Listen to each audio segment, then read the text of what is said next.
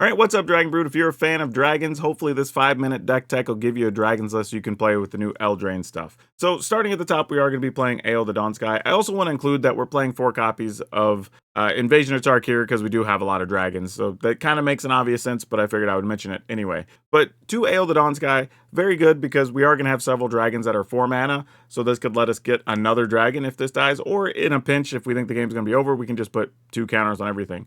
But the fact that this is a 5-power thing with Vigilance is actually pretty sweet. Now, you've probably already seen at Sushi, the Blazing Sky, we've played this on a lot of deck lists. The other thing we like about this, though, is that if it does die, we at least get treasure or we get cards. And usually we're going to take the treasure in this list more often than not. This is also one of the cards that I just love in this set. It's going to be showing up in one of my deck lists, a lot of my deck lists. This card's very good, Decadent Dragon. We were talking about 4 mana dragons. Here's another one. It's a 4 mana 4/4 flying and trample. When it attacks, it makes treasure. It's just going to make it easier to cast all the other things out of our deck. And on top of that, if we really are just digging for cards or answers, we can go ahead and play the adventure side, get some of the opponent's cards and maybe play them, and then we can go ahead and cast our dragon. It's also a really good top deck late. If you don't have anything to do with all that mana, you get to cast 2 spells in 1 turn, which is super great, because it's usually something that these decks don't have. We are going to be playing Guinna for sure. Using Guinna's mana to be able to cast our big bodies is huge, and it just makes it a lot easier to just not have mana troubles. And it's a 2/3, which isn't the smallest thing, so it's pretty nice. We're going to be playing Llanowar Loam Speaker just because it's cheap, and again, going from 2 to 4 mana is actually really good, and we love that. And honestly, being able to get every color is going to be pretty important. Partly because we're going to be playing Rith Liberated Primeval, and this card's actually really good. It's a 5/5 dragon for 5. It has Ward 2. It gives all your other dragons Ward 2. And if you deal damage, you get a 4/4 dragon on top of everything else. So yeah, really good card all around, and because we're going to be playing so many things that can make any color, along with dragons that make treasure, we should almost never have trouble casting Rith. Another thing that's going to make this easier is Rivers of the Claw.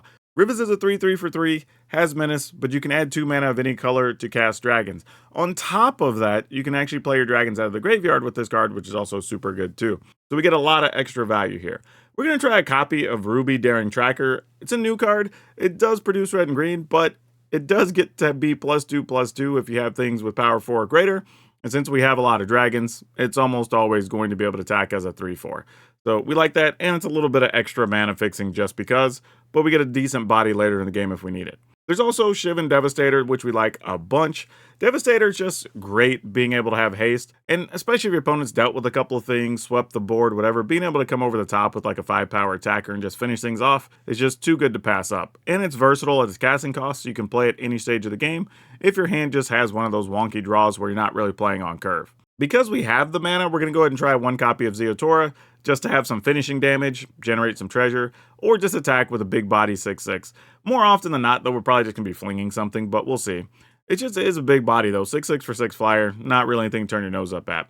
And remember how we said sometimes going from 2 to 4 is actually pretty good? Well, Ironcrag's going to help us do that as well. So super sweet here. We do have a few legendary creatures, so we could turn this into an equipment and then move it over if we felt necessary and just play our other legend, but more often than not, we're probably just going to want it for the mana, I'd imagine. We're only playing a couple of copies. And then other than removal, another card that we're going to be taking a shot at here is Virtue of Persistence. And I have a feeling this is going to show up in a lot of lists throughout the season.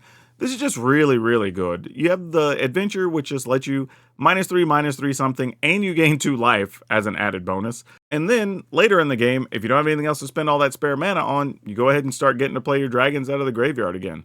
But the reality is, it's not even just your graveyard, it's from a graveyard. So if something's gone to war with your dragons, you can just take that and put it into play too. So while this list is mana heavy, or mana hungry, I should say, we have a lot of ways to get extra mana and cast our spells. Should have pretty smooth draws, and because your dragons all fly, it should be hard for your opponent to deal with all those things and not have little chump blocking tokens on the ground. So yeah, lots of versatility from this list. I think it gives us a lot of different value. We have a lot of ways to see extra cards. We have ways to get stuff out of the graveyard. Just so much stuff going on here. I think this could be a really good dragons list if you're looking to play dragons. If you want the full deck list, it will be down in the description below. And if you want to see me play this on Thursday, check me out for the early access thing. We'll be playing on YouTube in the morning, and we'll be on Twitch in the evening. But yeah, have fun with this one if you're a fan of dragons.